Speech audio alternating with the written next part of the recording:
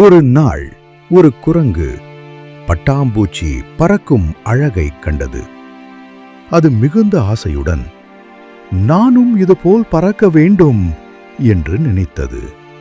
அந்த ஆசையால் அது ஒரு பட்டாம்பூச்சியை பிடித்து அதன் சிறகுகளை உடைத்து தன்னுடைய உடலுக்கு ஒட்ட முயன்றது.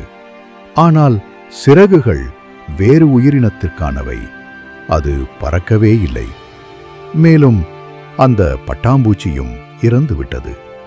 ஏமாற்றமடைந்த குரங்கின் நண்பர்கள் கூட அதனை வேடிக்கையாக பார்த்து சிரிக்கத் தொடங்கினார்கள். அப்போது ஒரு வயதான மயில் வந்து சொன்னது, அடிச்சிறகு போட்டாலும் உன்னால் பறக்க முடியாது. கடவுள் உனக்கென்று தனி திறமை கொடுத்திருக்கிறார். உன்னால் மரத்திற்கு மரம் தாவ முடியும் அல்லவா? அதுவே உன் வலிமை.